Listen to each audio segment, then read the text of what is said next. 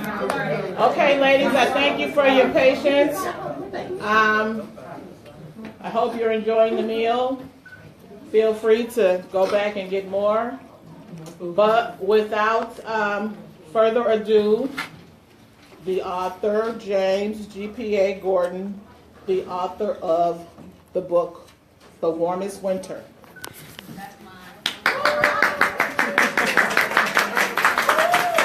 And he's a social media hound. Here's what I don't understand. When she said my name and she put a period on the end, why did y'all clap like white folks? Why did y'all was all demure? Now you know we got Oh, is that what it is? Okay, the wine daddy. Oh, yeah, can we do a do-over, please?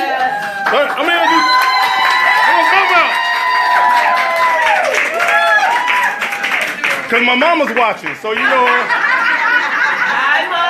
I gotta make mama proud.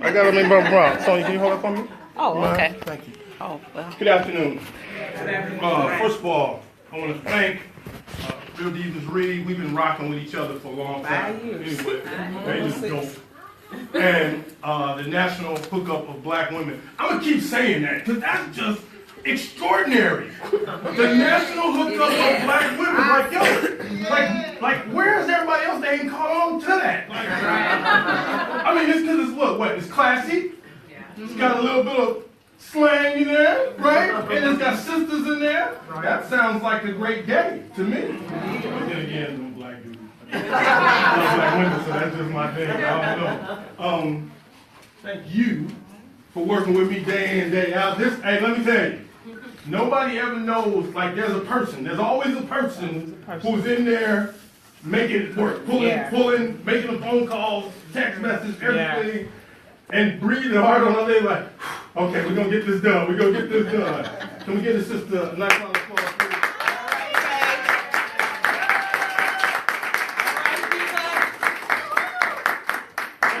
So, I'm James Gordon, GPA, a few other names.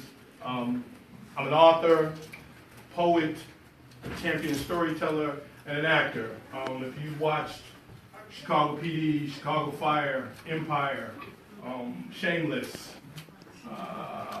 there's something else, a few other things. But mainly you'll see me on the upcoming show, Chicago Justice. I play deputy on that. And I'm up for a part on Chicago PD. All right. I write some of everything, and it didn't start out that way. I love poetry because I was taught. I learned poetry from Cyrano de Bergerac. I don't know if you're familiar with the play.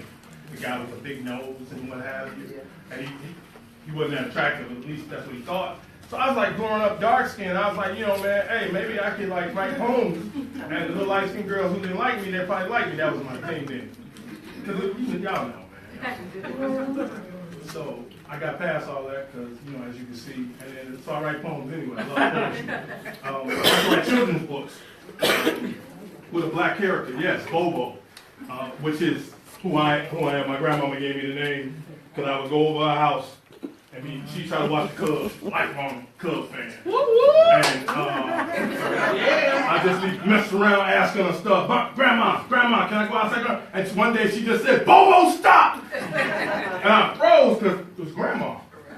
But I didn't know who the heck Bobo was. She just pulled that out of somewhere and it just stuck. 4 decades later, my mom called me, are you almost done? Bobo, I need you to go to the store for me. So, it stuck. So I started writing children's books because we don't have a lot of books in that genre with an African-American face on it, especially male. They might have us one in a bunch of some others or what have you, but so I said, okay, let me create Bobo. And I grew up with a pretty, I don't like to use the word normal, but in a family environment, mom, dad, brother, dog, and that's what I'm sharing with everybody in that genre. Of course, I wrote a mystery book, The Warmest Winter, and I'm working on the follow-up is finished, and I'll bring that out in April. It's called A Cruel Summer. And,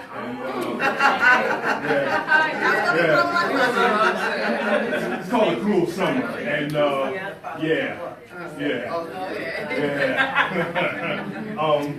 what else? I write a little erotica because I'm I'm a little nasty on my private time. Not like you said. You wouldn't know it. Like, you get it. Some of the real divas they know about. No, but wait, not like that. They red. Excuse me. Let me clarify. You should have heard them back there. Ooh, you should have heard them. That's that noise. Causing trouble. Yes, yes. Go to the back. And acting out. No, they read some of my stuff and what have you. And How can we get up? oh yeah, I'm a poet. And some of the award-winning poet as well, and a champion storyteller. Around these parts, some of the I'm a pretty darn good poet. That's part. You know? That's how we met. But you know, it's kind of true. You know? It's kind of true. Y'all don't believe me, do you? All right, let me show you. That's right. Make them believe. You only have 17 minutes left in your lunch hour. I've arrived late. CPD was everywhere, and you know how they treat brothers, so I had to tread lightly. I tell you, just give me 15 minutes. You chuckle, the way beautiful women do, and ask, what could you do with 15 minutes? And this is my reply. Give me 1 minute to say hello to you and ask you how you are. Give me 2 minutes to wrap you in an embrace and just live there. Allow me another 2 minutes to look over you and inhale your womanly fragrance and touch your face gently. And give me another minute to tell you how absolutely gorgeous you look and how I've missed you since I've seen you this morning. Then, give me 1 minute to kiss your lips. Give me 1 minute to kiss your lips lightly. Another minute to kiss your lips fully. Let me kiss you and take your breath away, and take another minute to kiss you and give you that breath back. I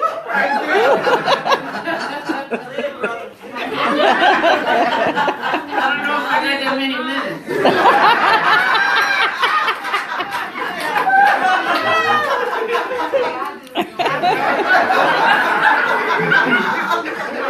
You better stop. You better stop. Behave. Turn the AC on. Please. Give me 30 seconds to stare into your soul when you reciprocate. Allow me another 30 seconds for my comprehension to catch up. Then grant me another 2 minutes to wrap you in embrace again, but this time pull you so close that no air exists between our physical forms. Our tongues can meet and step in the name of love. Give me 1 minute to hold your hand and stare at God's sky and do absolutely nothing else. Then, grant me one final minute, unfortunately, to tell you how much I've enjoyed this time we spent together. I cannot wait to see you, hold you, and kiss you again. So please, just give me 15 minutes. All right.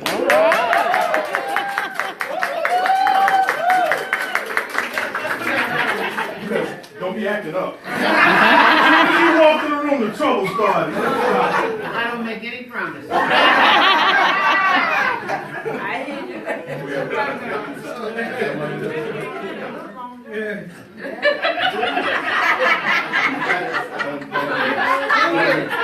All right, so I'm gonna get to the book.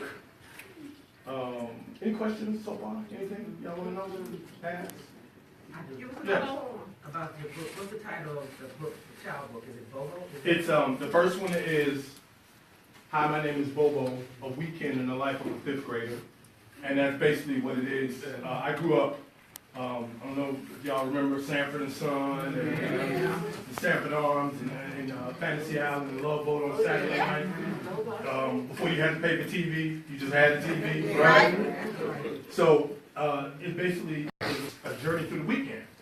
I went to the movies with my mom and dad. I played games with my brother. I watched. I went to church on Sunday, and when they put wrestling on Sunday morning, I was sometimes late for church because me and my brother would watch wrestling. So it's basically that, very, somewhat primary, what have you. Then the next book is Here Comes Bobo and Scooter. So Bobo is now leaving the fifth grade, and he meets a dog, Scooter the Beagle. And he goes away to camp. He deals with a bully. He has his first crush. A lot of firsts are going on in this transition to middle school. And then the next one that comes out in May, I believe it is, it's Bobo enters middle school. And now we're ramping it up a little bit. He has a real serious confrontation with a bully that lasts for like 8 months. They go back and forth and different things of that nature, transfer school and such. It's really something. So yeah, those are those two. And they're available, by weekend. I've got some of the Here Comes Bobo. I was just at a thing the other day, a performance, and a lot of people bought books, and that's always a good thing. But I've got a lot of the Here Comes Bobos here. The Hi, my name is Bobos. You can get it on my website, blowyourmind.net, and on Amazon. and Barnes and Noble. Yeah, see, there you go. Okay. You go ahead and change. Is everybody all right? This kind of warm, man. It got warmer too. Yeah, I was gonna do it to you. It's really bad. that I just did last week. I'm not doing that phone man. Do it. No, I'm not doing it. Okay, wait. Because she's just trying to start trouble. The name of the poem is- The name of the poem is Take My Time. Yes, it's live. See, as they I'm not keep, doing people are that, y'all. watching. Y'all- They're doing it. They're watching. So yes, it's still Yeah? on. Okay, all right. Oh, boy. Hey, Kim. That came out, wait a minute, that came out so non-masculine. I was like, who did that?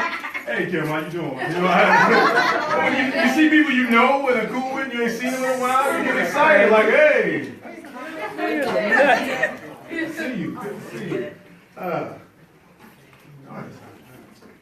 Do the thing that you did last week. Do the thing I did last week? Do the thing. Do the thing. It is 5:01. You have just walked out of work. I am there on time because I'm a smart man. I know never to be late and have a lady waiting. I meet you out in public, grab your hand and kiss you slightly, public displays of affection and such. Give you an embrace, whisper something in your ear, take your hand and we walk to the vehicle. I open your door because I am an aggressive gentleman and I have raised correctly and allow you to get in. But before you did, I give you a gentle smack across the backside just to let you know I've been thinking about you all day. And then I'm going to take my time with it. I walk around the car with a Cheshire's grin, smiling, things of maniacal mischief going on in my head. I get inside the car, close the door, and before I buckle my seatbelt, I lean over and kiss you fully. Inhaling all of you and giving all of you back, as I said I was going to do previously. And I give you a gentle squeeze of the thigh and simply tell you, I'm going to take my time with it. I buckle my seatbelt up, I put it in drive, and we get on I-94.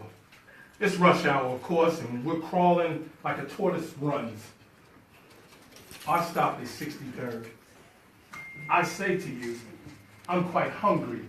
You say Wendy's is on 55th, and I tell you, that's not what I meant.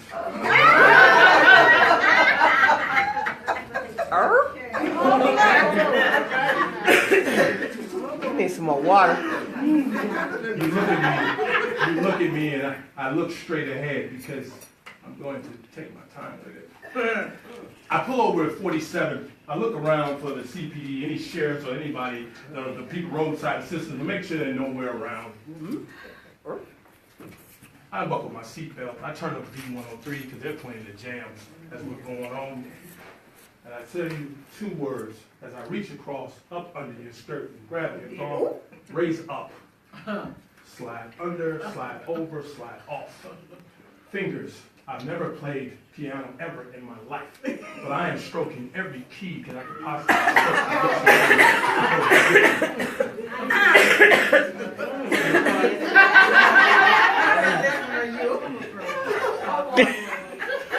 Yeah, you a mess. Your womanly scent fills up the entire car. I inhale deeply and take one final breath.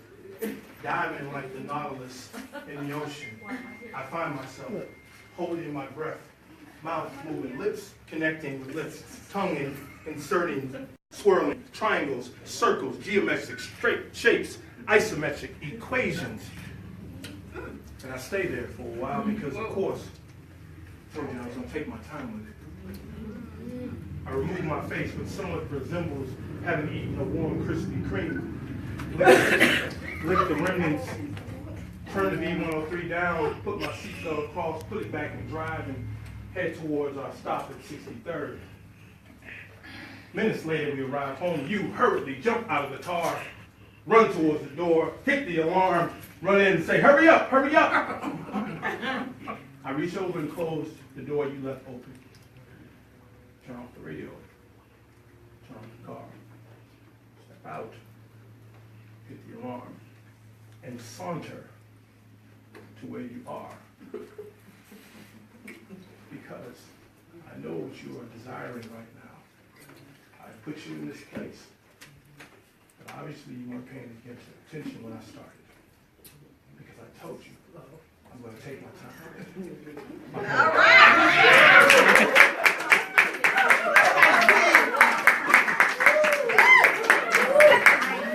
I mean, I acted bad.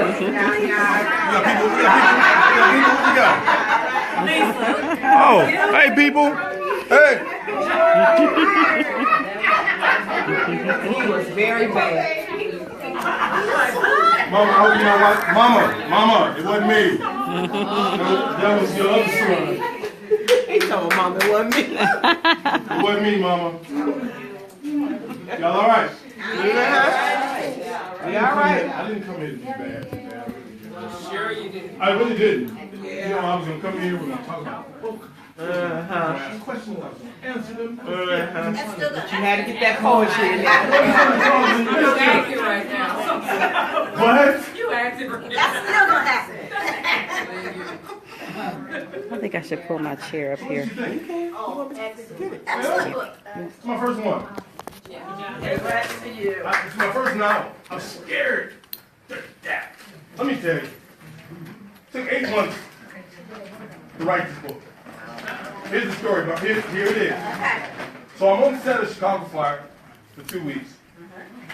And I'm not one of those authors who sits at the computer. I'm not, unless it's a book of poetry for children. I can't sit at the computer as long as people, they say, oh my God, I typed 30 words today. I was like, really?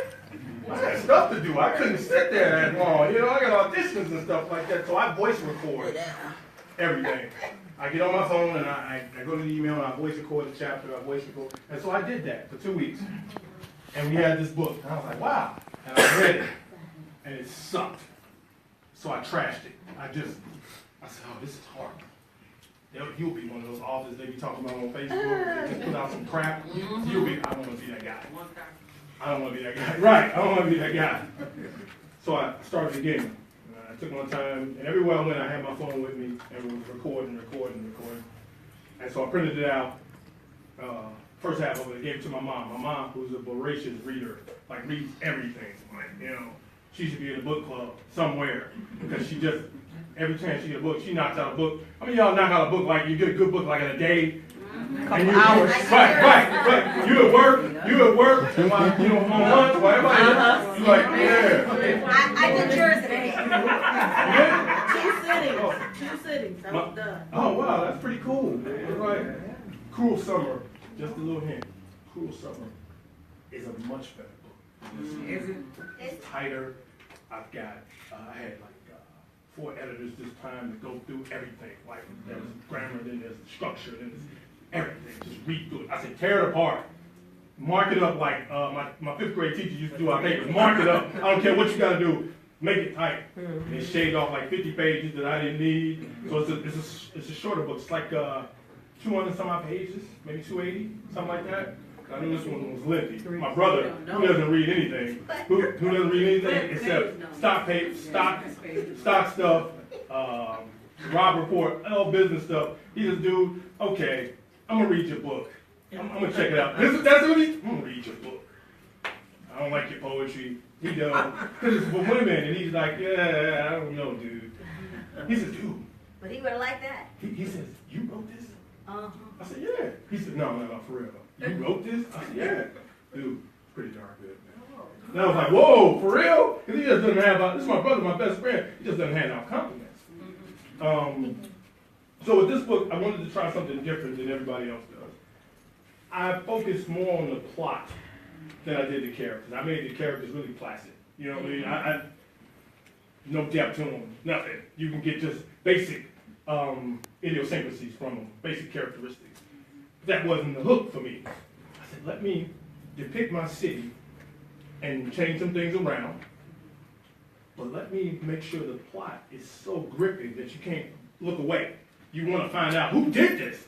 Who did this? And I want to throw you a couple of curveballs to throw you off. So ultimately, by the time you get to the end, you're like, what? Which I'm pretty sure some of y'all said, what? Where did this person come from? Exactly. That's what I wanted. And it was a setup for the next one. I can't wait to get this next one in y'all hands. It is just moving about a cruel summer. But yes. So, how did you figure out how you wanted to write this? I mean, where did your thoughts come from? Was it coming from when, like you said, you played on Chicago Fire, you played on the different things? I mean, to get the scenario of your book, I mean, is it something that you saw and you said, and you wrote about it, or just something that? Great question. Great question. You know how you ever try something for the first time and you play it a little safe? You don't want to mess up, so you really don't take a lot of risks. That's what I did. I'm a huge, I don't know about anybody else, I'm a huge Carl Weber fan. Huge Carl Weber. Yes. I love James Patterson, Grisham. And then there's a guy you've probably never heard of. His name is Ed McBain. And he writes these police procedurals called the 87th Street novels, 87 Precinct novels. And he's got like 30 some odd books that took place in his 87th precinct. And by the 5th book, you feel like you know these people. And I said, I'm not there yet for that. I'm not that adept at the character thing yet. But I can tell a story. And I'm a storyteller. I can tell a story. And I like mysteries. One of my favorite genres, murder mysteries. I said, I'm going to do that. I know my city. I love Chicago. You know, I do. It's where I grew up at. I love Chicago, so I'm gonna keep it real simple. You kept it real. Yeah, and but I can make this plot. I know how to do this plot. I know how to paint details. I know how to keep people engaged. So that was basically, so it was a simple formula,